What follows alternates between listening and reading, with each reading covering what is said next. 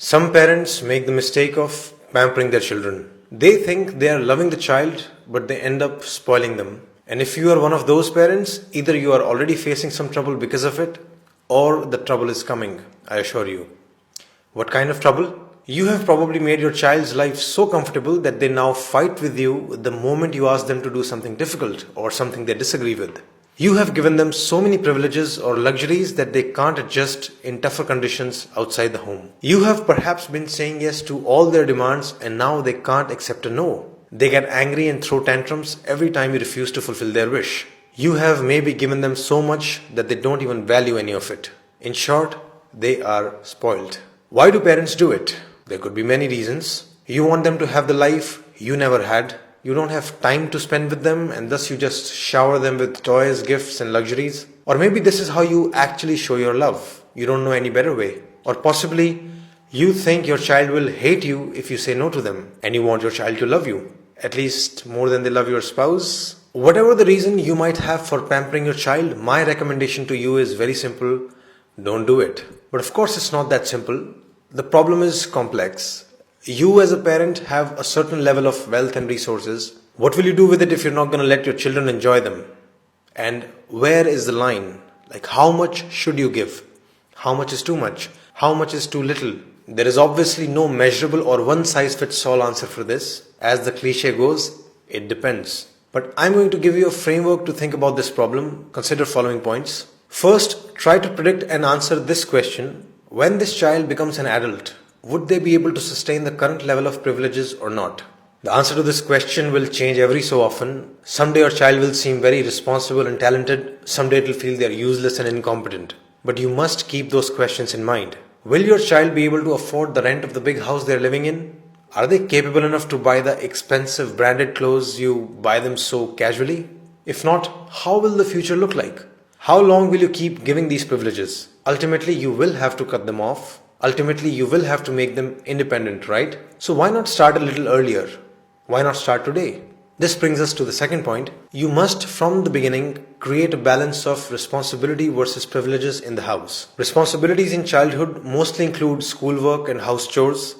Some other responsibilities could be to remain healthy, maintain decorum in the house, even being respectful to parents, etc. You need to make privileges somewhat conditional on these responsibilities. Essentially, give them a taste of adult life, which is, if you don't work, you don't get the car. Third, ask another question to yourself. Are you giving them resources for their growth or for their pleasure? If you're spending money on your child's music classes, sports classes, books, etc., it's very different from spending money on their toys, gadgets, clothes, birthday parties. Basically, whatever you're spending on them, is it being used by the child to just have more fun, or is it being used to try out a new skill or to become better at something, to explore talents, to start a new project, etc.?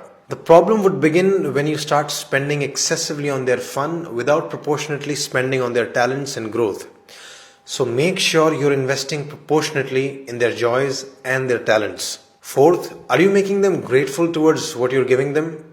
If you think, oh, I'll give them everything and then in future the children will love me. Bad news. It won't happen like that. They will most likely take everything for granted. More often than not, you'll just find them complaining about the things they didn't get. So it's your job to make them realize the value of what you're giving them.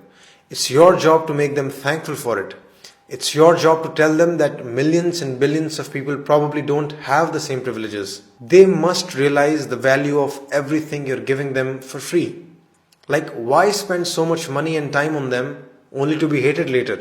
You give them everything and they grow up resenting you and not talking to you? What's the point of it all? Who did you do it for? So gratitude must be taught to them explicitly.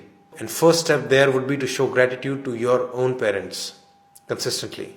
Fifth, you must make your child experience no from time to time. They must learn to deal with it. Of course, don't do it arbitrarily. Say no only when you have good reasons to say no, but do say it when needed.